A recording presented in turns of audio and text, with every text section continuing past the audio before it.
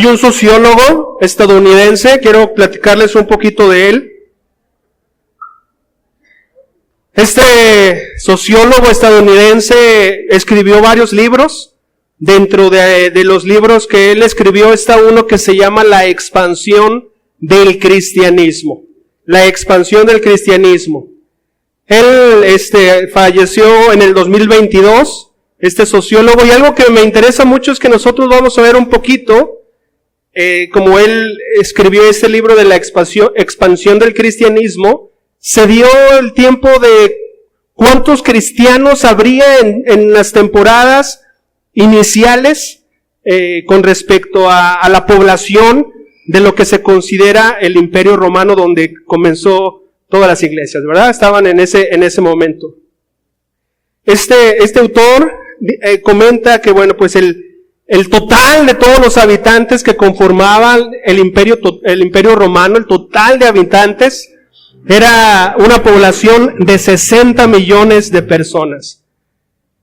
Recuerda que Jesús muere y resucita, aproximadamente estamos hablando en el año 30, otros que estamos desfasados dicen que en el 33 por el desfase, pero Rodney dice que para el año 40 había 1,000 cristianos, solamente 10 años había 1,000 cristianos, eso representaba el 0.0017% respecto a toda la población que había en el Imperio Romano, que eran los 60 millones. Para el año 100 ya el número de cristianos eran 7,530, ya para el año 100. Esto representaba un 0.012,6% de la población con respecto al total. Para el año 150 ya había 40,000, casi un poquito más de 40,496 y representaba un 0.7% de la población. Para el año 300 ya había 6,299,832 cristianos dentro del imperio, y esto correspondía que el 10% de la población eran cristianos. Nosotros hemos escuchado ya por parte de la historia general que en el año 312 aproximadamente está Constantino y que legaliza, ¿no?, el cristianismo, y por eso ves un pico gigantesco de número de cristianos que se hace ya para el año 350 después de Cristo. Ya para esa fecha estamos hablando que ya había más, casi 34 millones, 33,882,000. Más del 50% de toda la población del Imperio Romano para el año 350 ya era cristiana. Imagínate cómo está esa cosa, ¿no? El año 40, 100, 150, 300, y se va a la mitad, más de la mitad de todo el imperio, que correspondían 60 millones de personas. Pero esta parte de que Constantino legalizó, sabemos que hubo muchas cosas que el cristianismo se deformó. La cuestión de la iglesia, cómo se hizo otra cosa, que hubo la necesidad que a lo largo del tiempo se tuvo que hacer una reforma. Necesitamos volver a lo que era correcto, ¿no? Pero bueno, aquí inicia, y después está esta necesidad en donde avanzaba bien, se legaliza la mitad, para esta fecha de los 350, más del 50% es cristiano. Pero lo que yo quiero que estés en tu mente es que esto no le hizo bien al cristianismo como tal, al cristianismo, a la práctica cristiana que Jesús dejó, sino empezó a haber deformaciones. Y bueno, pues el cristianismo algo que hizo fue perder la esencia, y tuvo avances significativos lo que fue la reforma.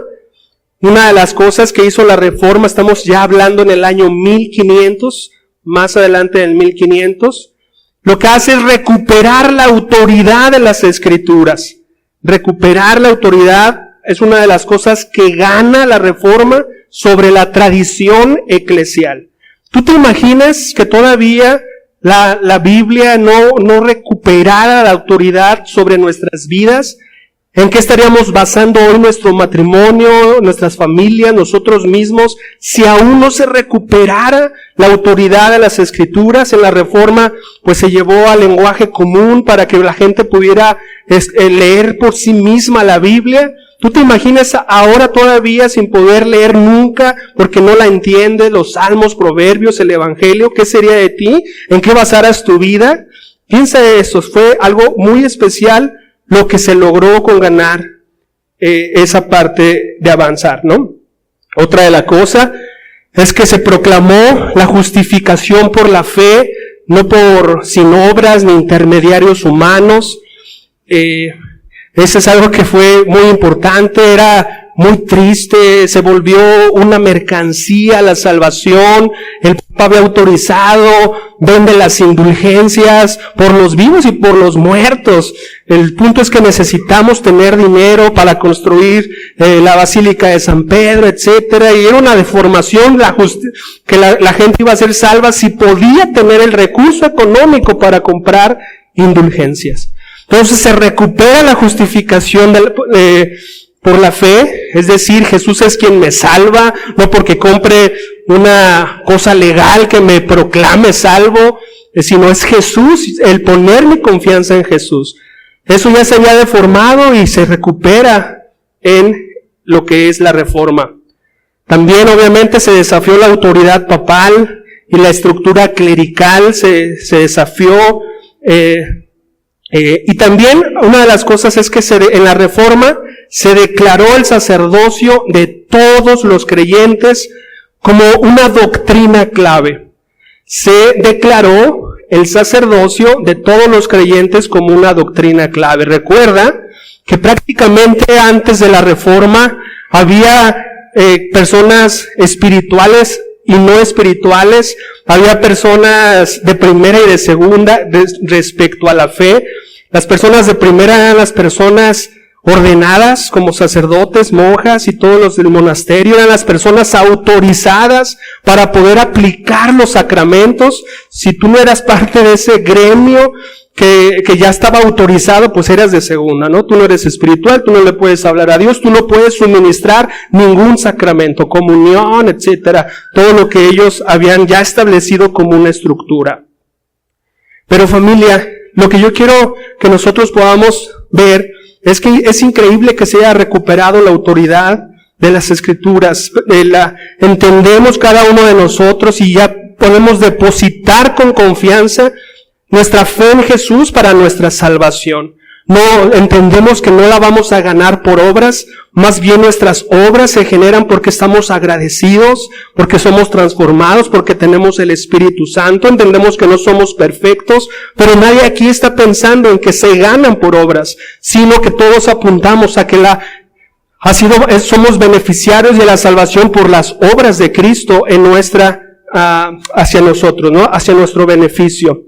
Obviamente la autoridad papal, esa ya se ganó, pero, el gran pero, hay una deuda histórica desde el tiempo de la Reforma, que estamos hablando el año 1500, en donde sí se declaró el sacerdocio de todos los creyentes, no que había una cúpula que se le llama clérigos, o la parte clérigos y los laicos es el pueblo, los que no están autorizados, y pues la Biblia no enseña eso, ¿verdad? Que hay de primera, de segunda, autorizados, no autorizados, para poder hacer muchas cosas para ministrar a Dios, y en ese entonces se declaró el sacerdocio de todos los creyentes como doctrina clave. Pero familia, 2025, y esto aún no ha sucedido. Hay una deuda histórica en entender la iglesia como Dios la diseñó, que se fue deformando tal vez desde que fue el cristianismo algo legal y empezó la iglesia romana a hacer muchos movimientos, muchos ajustes, pero esta parte del sacerdocio de todos los santos, el que nosotros, tú y yo, seamos ministros, eso no se ha recuperado. Y ahorita nosotros vamos a hablar. Y el estudio de esta mañana tiene que ver con este punto, Y por eso se titula Regresando al diseño original. Regresando al diseño original. Y cuando estamos hablando de regresar al diseño original, me estoy refiriendo a que la iglesia sea la iglesia, como Dios la diseñó. Esa es la deuda histórica que tenemos. Vamos a la primera carta de Pedro, capítulo 2, versículo 9. Primera carta de Pedro.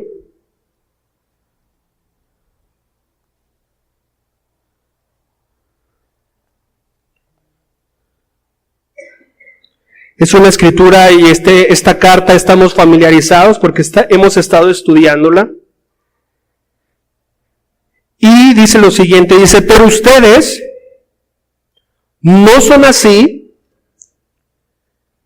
porque son un pueblo elegido, son sacerdotes del Rey, una nación santa, posesión exclusiva de Dios. Por eso pueden mostrar a otros la bondad de Dios, pues Él los ha llamado a salir de la oscuridad y entrar en su luz maravillosa. Yo donde quiero que enfoquemos nuestro entendimiento, lo que la iglesia primitiva tomó y abrazó en los primeros años, en donde la iglesia era sana, así como las escrituras eran importantes, que nadie se había adueñado de ella como lo que fue por la necesidad de regresar la autoridad de las escrituras en nuestro mismo país. Estaban prohibida el tener una Biblia. Y en ese entonces Pedro dice, ustedes, obviamente está hablando en el contexto de no iban a responder mal con mal, de que iban a poder reflejar el amor de Cristo, pero ¿por qué? Porque Pedro dice, porque ustedes, cada uno de ustedes, todos son sacerdotes del Rey. Todos. Obviamente les da otros adjetivos, son una nación santa, un pueblo elegido, pero ellos entendían en el primer siglo que cada uno, hombre, mujer, nosotros ya hemos visto en la carta del apóstol Pablo que había esclavos domésticos, hemos visto en las clases, se refirió a esposas, mujeres, esposos, hombres, de todo. Y les decía a ellos todos, ustedes, cada uno, no algunos, no el que dirija la iglesia, no, todos ustedes. Y nosotros, recuerda que él se estaba dirigiendo a esas 5 iglesias en donde había hombres y mujeres, y no solamente se refería a algunos, en donde él decía, todos somos sacerdotes del Rey. Y sabes, eso fue antes de que se deformara el cristianismo, como con lo que la reforma tuvo que pelear y regresar a ello, como los puntos que nosotros abordamos.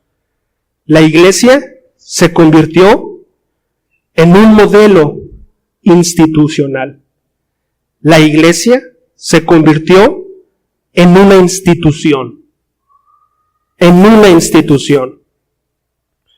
Pero nosotros que conocemos de la palabra de Dios, la iglesia no puede ser una institución. La iglesia, según lo que nosotros leemos, es un organismo vivo. Familia, ¿por qué es un organismo vivo? Pregunto. ¿Por qué la iglesia es un organismo vivo? Sino de lo que nosotros leemos en las escrituras, que los apóstoles, los creyentes, los cristianos del primer siglo, ¿qué veían en la iglesia para yo poderles afirmar que la iglesia es un organismo vivo y no es una institución? ¿Con qué la comparaba Jesús, los apóstoles? ¿Con qué comparaban la iglesia? Con un cuerpo, un organismo vivo. Y que en la cabeza iba a estar Cristo. Y que cada persona era un miembro de un cuerpo. La iglesia, siempre, el diseño original de Dios, era un cuerpo. Cristo a la cabeza. Y cada sacerdote, un ministro de la función que Dios en su soberanía decidiese. Y vamos a 1 Corintios y mira cómo ellos veían la iglesia de esa manera. 1 Corintios 12 al 27.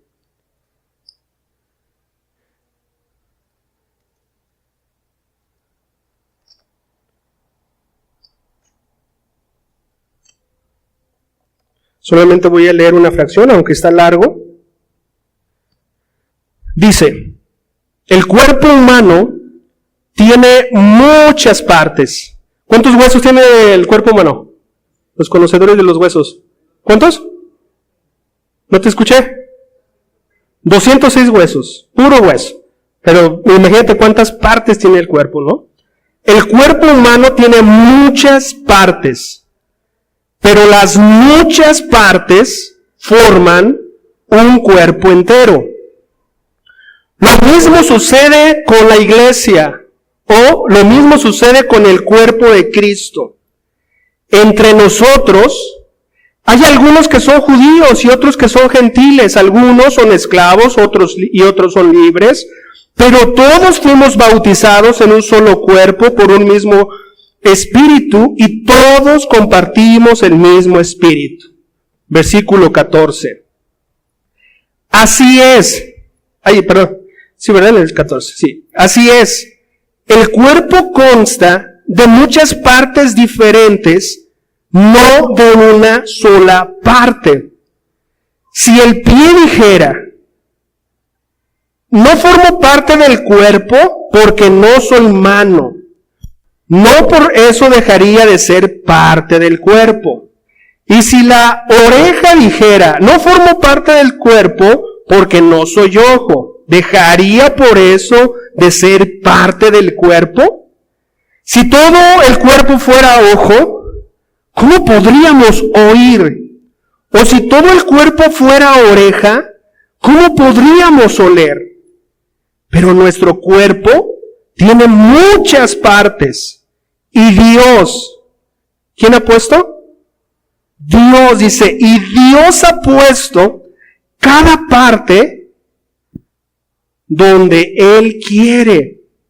Versículo 19. ¿Qué extraño sería el cuerpo si tuviera solo una parte?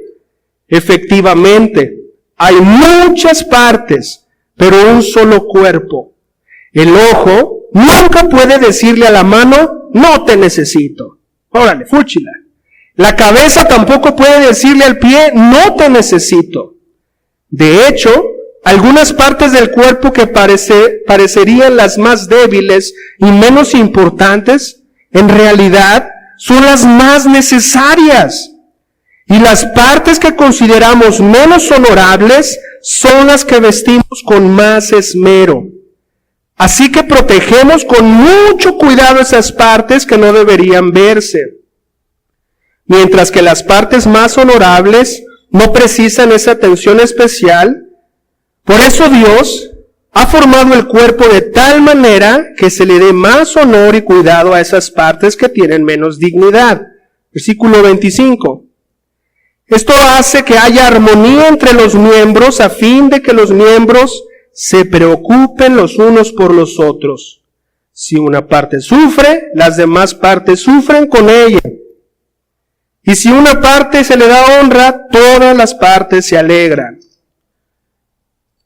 Todos ustedes, en conjunto, son el cuerpo de Cristo. Y cada uno de ustedes es parte de ese cuerpo. Vamos a detenernos ahí. Esto es el diseño original. La iglesia como un organismo vivo. La iglesia como un cuerpo.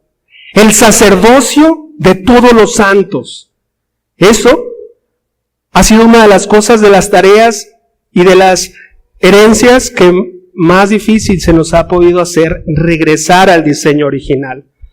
Te voy a platicar un poquito en los primeros siglos. ¿Qué estaba pasando? Ya hablamos de los años y qué hacían. Yo te voy a platicar qué hacían en estos años antes de toda esa deformación de la ley, de la justificación y de todo lo que pasó. Hay cosas asombrosas que pudiesen pasar. ¿Qué hacía la iglesia en ese entonces, en su tiempo, en su fecha? ¿Qué hacía?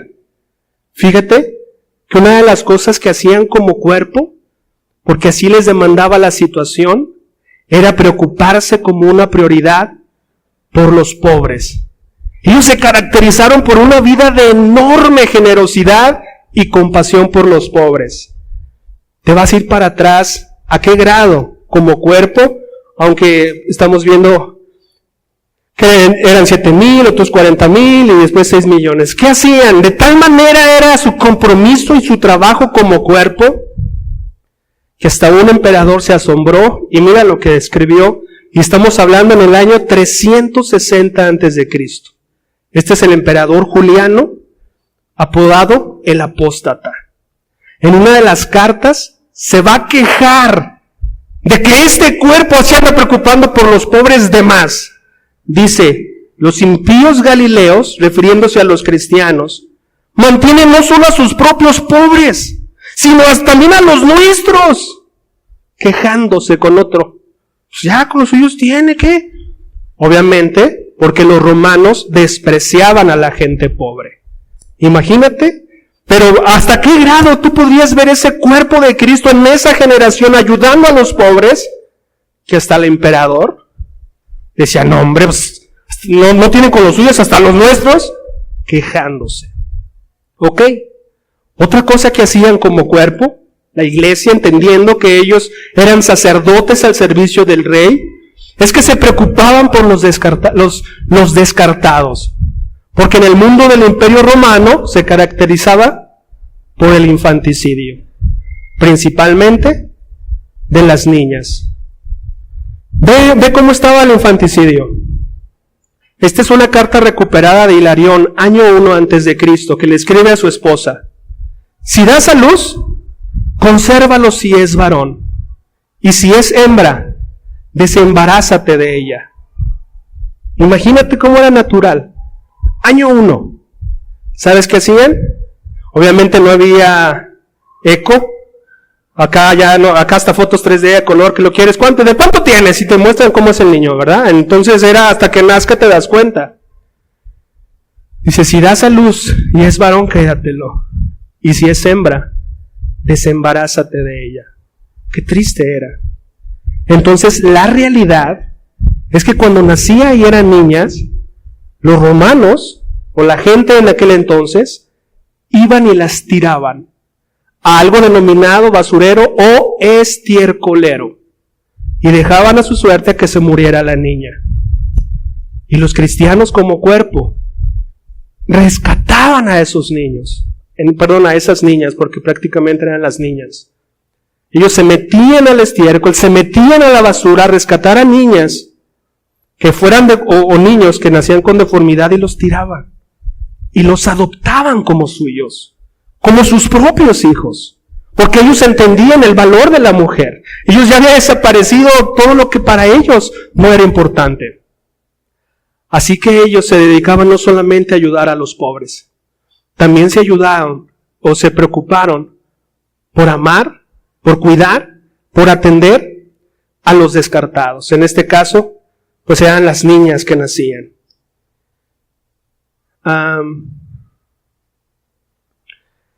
Nosotros podemos ver, la historia nos puede dejar ver que era una realidad, que la iglesia en el primer siglo no dependía ni veía la iglesia, bueno, vamos a ver si acá nuestro obispo, nuestro líder, se nos va a organizar para que tengamos un tiempo de búsqueda de niñas, o de ayuda a los pobres. No. Ellos entendían su sacerdocio. Dios me llamó. Y se organizaban como cuerpo. Unos tenían dones de administración, otros de otra cosa, pero todos con un fin común de las necesidades de su tiempo. Y ya viste que hasta oídos de un emperador llegaba de, no, estos hasta no nomás a los suyos, hasta los nuestros. ¿Y qué, no? O sea, hasta fuera de admiración positiva, no de queja. Y es muy triste leer, es descorazonador poder ver la expectativa de una niña que si es niña, pues desembarázate de ella, no me importa. Imagínate qué triste sería eso. Familia, yo voy a leer algunos síntomas que tenemos que salir de ellos, porque hemos heredado año con año, porque la reforma ha dejado una deuda de que el sacerdocio de todos los santos no es algo que nosotros veamos. No es algo que nosotros digamos, somos un cuerpo, no puedo estar sin una función, sin algo que Dios me ponga. No lo vemos así. Se ha convertido en una institución. Nosotros le pagamos a un ministro y que nos sirva, que nos atienda, que nos enseñe. Nosotros, si nos gusta, aplaudimos, y si no, nos quejamos. Y el que siga. Cosas como esas. Ok. Si nosotros no salimos de la visión institucional, el ministerio seguirá estando definido por el oficio, no por los dones.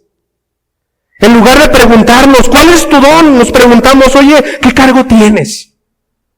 Porque nuestra mente no está la iglesia como un organismo vivo, está como una institución. ¿Qué cargo tienes? Y si tienes liderazgo, tú mandas, brother, tienes power. Porque la ve como una institución. ¿Cuál es el resultado? Pues los dones espirituales quedan invisibilizados o subutilizados. El liderazgo se concibe cuando vemos la iglesia como una institución. El liderazgo se concibe como control jerárquico, no como servicio. Autoridad por posición, no por función. Queremos ser líderes, ahora sí yo mando, brother. El modelo se parece más a una estructura militar o empresarial. El lenguaje y los títulos que usamos, no, él es el pastor principal, él es el gerente de esto. A veces los títulos que usamos sin darnos cuenta comunican poder, no servicio, porque lo vemos como una institución. Otro de los síntomas, el pastor es visto como el único proveedor espiritual. Los miembros esperan que él visite a los enfermos, predique todas las semanas, dirija la visión, administre la iglesia. ¿Cuál es el resultado? Se genera una dependencia crónica en una persona, porque es una institución, no es un cuerpo. Y el pastor se convierte en el cuello de botella espiritual. No le había dado. Gracias. Gracias, Pablo. Otra de las cosas, cuando vemos la iglesia como una institución, la iglesia está centrada en programas y estructuras, no en las personas ni en discipulado. Mucha actividad, pero poca transformación. Se mide el éxito por la asistencia. ¿Cuántos vinieron? ¿Cuántos estos? El presupuesto, los eventos, institución. Estamos muy ocupados, pero nadie está creciendo. Los programas se mantienen. Otra es que se reproduce la separación clero-laico de los ordenados y el pueblo, ¿no? El ministerio es visto como una tarea exclusiva de algunos. Así como lo que antes, eres sacerdote, monja religiosa, ustedes sí, nosotros no. Se mantiene esa visión. Los laicos son considerados como ayudantes o apoyos, no como real sacerdocio, no como ministros en sí mismo. Esto niega el sacerdocio, obviamente, de todos los creyentes y reproduce una teología de élite. Los papas fritas, ¿no? Ok. Otra de las cosas, cuando vemos la iglesia como una institución, es que los creyentes no se consideran responsables del ministerio, ¿no? Se conforman con asistir, ofrendar y obedecer. Se conforman, si asisten, ¿verdad?, con asistir, ofrendar y obedecer. No descubren ni usan sus dones. No se sienten necesarios. Pues yo asisto, ofrendo y obedezco. La cultura institucional crea consumidores espirituales, no constructores del reino. Otro de los síntomas de esta visión es que el enfoque solamente es mantener el sistema, no en formar discípulos. El tiempo, los recursos y la energía solamente se centran o se enfocan en operaciones, programas y perseverancia perseveración de estructuras. La iglesia sobrevive, pero no se multiplica ni transforma comunidades. Sobrevive. Ahora ¿quién va a hacer eso? Ahora ¿quién va a hacer el otro? Ok, personas ocupando programas, actividades. Se pierde el dinamismo del Espíritu Santo, todo está programado y controlado, que no hay espacio para lo imprevisible del Espíritu. Las estructuras se vuelven el fin en lugar del medio. La iglesia parece ordenada, pero no viva. Ok.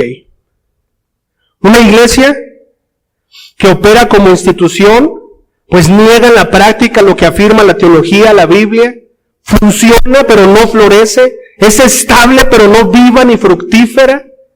Y la alternativa es recuperar lo que declararon desde la Reforma, que necesitaban volver el sacerdocio de los santos, lo cual no se ha hecho. Cada miembro participa activamente, el liderazgo equipa, porque es un organismo, equipa, no domina como una institución, y el Espíritu guía y no la estructura.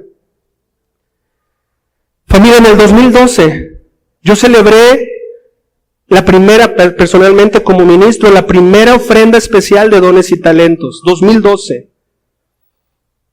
Una de las primeras cosas que yo recibí, porque hay una visión arraigada de institucionalismo, de institución, se acercó un joven discípulo hacia mí y me dice, enojado, era varón, casado: oye, si todos vamos a colaborar, ¿y tú qué vas a hacer? Pensaba que de alguna manera estaba yo engañándolos para que hagan mi trabajo, porque los llamaba a descubrir sus dones y participar. Enojado. Se fue a quejar a México: mira lo que Fernando nos anda haciendo. De verdad.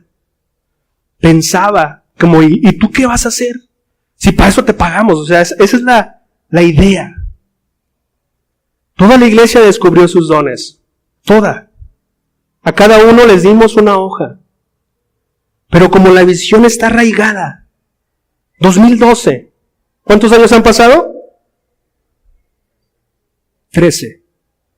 ¿Crees que los desarrollaron? ¿Los entrenaron? No. La hoja se quedó en el escritorio, guardada. Entonces ahorita también nos ha pasado, nosotros hicimos el de dones y talentos en el 2022. ¿Qué le habías hecho? Ni me acordaba que tenía. ¿Qué le habías hecho? 2022, 3 años. Yo lo que quiero decir, lo que vamos a hacer con la ofrenda de dones espirituales, familia, es regresar a la iglesia como un organismo vivo. Tenemos 7 años como región Guadalajara. ¿Y sabes qué ocurre?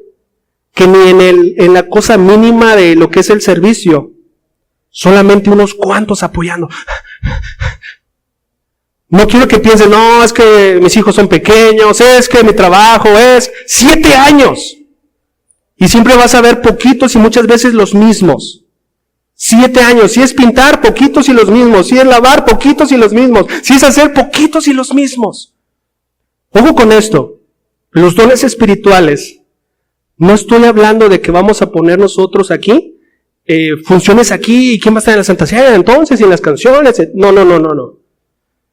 No es de eso. Mi principal enfoque. Solamente quiero que te des cuenta que es, ¿y yo para qué me involucro? No es mi cuerpo. Yo voy a sentarme, ofrendar, escuchar y obedecer. Y esa es mi función, institución.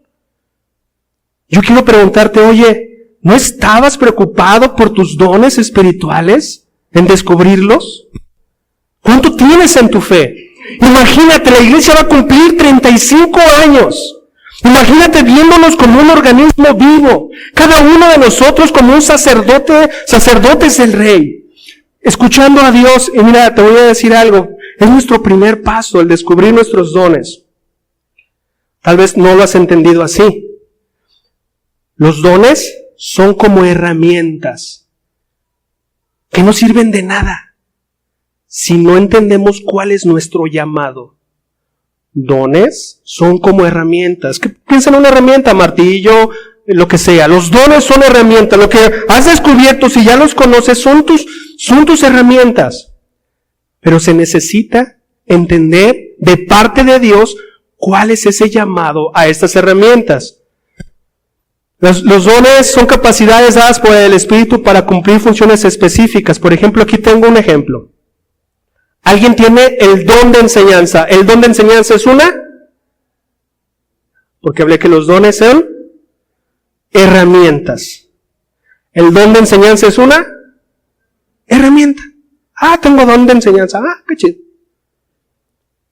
Pero Dios, tú, a la cabeza, que es Cristo, tienes que entender, Dios, me has dado esta herramienta. Quiero preguntarte, ¿cuál es mi llamado? Hijo, hija, tu llamado es para enseñar a niños. Ok. Ese es el llamado. Misma herramienta. Tú no eres a niños. Tú a mujeres así. Por ejemplo, me decía un hermano, ¿sabes qué? Yo siento el don de enseñanza, pero a mí me llama la apologética solamente. Qué bueno. Ese es un llamado. Su interés por la defensa de la fe. Eso es su llamado. Entonces nuestros dones son herramientas. Wow, tengo taladro. Cerramos. Nuestra siguiente cosa es escuchar a Dios. Dios, en estas herramientas, ¿cuál es mi llamado? ¿Cuál es? ¿Me lo muestras? O tal vez ya está en tu corazón, es que yo siento ganas desde cuando de, perfecto. Pero ¿qué crees? También vamos a entrenar en tu uso de tus herramientas para que cumplas tu llamado. Tú te imaginas en la iglesia en el 35 años, imagínate 35 años de estar siendo entrenado, de seguir tu llamado. ¿Qué sería de cada miembro? 35 años, si tu llamado es una consejera al hombre, súper consejero. Si tu llamado fuera un maestro, ya tendrías una experiencia, una preparación, increíble. Porque entiendes que eres un sacerdote. Porque entiendes que Dios te ha dado herramientas que Él decidió y te ha dado un llamado. Entonces ahora que vamos, no solamente quieres sacarme la lana, ahora quieres que, no. La ofrenda, ni quiero sacarte la lana, porque las ofrendas especiales han hecho cosas bien increíbles. Apoyar iglesias y proyectos especiales, que la siguiente semana quiero comunicarles. Y segundo, no pienses en tu cabecita, que quiero ahora aprovecharme de tu tiempo por los dones espirituales. No. Yo quiero que te moleste, que veas antibíblico, no correcto, no sabio, el poder ver la iglesia como institución. El que solamente llego y consumo, ¿qué? No. ¿Te imaginas sin los dones y tu llamado? ¿Sabes qué ocurre? Cuando encuentras tus herramientas y tu llamado, ocurre pasión. Gente ha estado dispuesta a irse a África, a dar su vida, a meterse como los cristianos en el primer siglo. Nos tenemos que meter por estiércol, por esas niñas, nos metemos. Porque es Dios quien pone el querer y el hacer. Nos metemos. Imagínate asombrándose un emperador, oye, estos pates hasta los míos. ¡Qué pasión! La vida se vuelve vacía, aburrida, mundana. Y cuando estoy hablando mundana es como el mundo. ¿Qué haces? Voy, chameo, descanso. ¿Crees en Dios? ¿Crees en su palabra? Porque la iglesia es un organismo vivo. Y vas a encontrar tu pasión en la vida.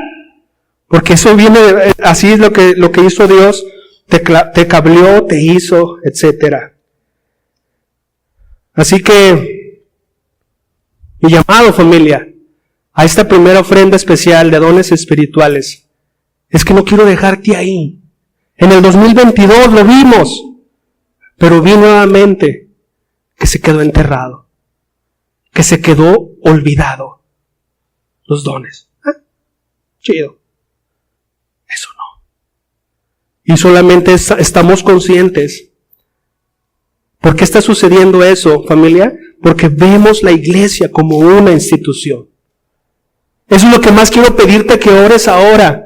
En este tiempo de ofrenda de dones espirituales, ayúdame a ver la iglesia como un organismo en donde Cristo es la cabeza. Y familia, no importa lo tarde que comencemos, lo temprano, qué increíble va a ser verte y cuánto vas a bendecir, porque encontraste tu don, herramienta y tu pasión o tu llamado que Dios te dijo por aquí. Oye, pero no tengo que enseñar aquí. No. Yo tengo llamado a otro a eso. Tú aquí. Aquí. ¿Cuánto le batallamos con maestros de los niños? ¿Has visto? Oigan, ¿quién quiere? Me tocó la rifa. Wow. Estamos cegados. Institución. Los jóvenes. En cada área. Le batallamos un chorronal. Porque es como la rifa del tigre o la rifa de escolar de ahora te toca recibir a los niños en la puerta. Ay, levantarme temprano. Así. Institución, la escuela es una institución. Pero imagínate, oye, yo tengo un llamado para los niños. ¿Puedo? ¿Ven cómo cambia todo? Todo. Y no vas a estar forzado, ni forzada. Estarás llena del Espíritu. Porque tu herramienta y vas a ser más eficaz y más eficaz y más eficaz. Mi llamado con esta ofrenda de dones espirituales, familia, es hacer viva la promesa que ha quedado inconclusa por muchos años y planteada en la Reforma. Declaró el sacerdocio de todos los creyentes como una doctrina clave. Pero eso no se ve. Así que mi invitación es que regresemos al diseño original de la iglesia como un organismo vivo. Acompáñame en una oración.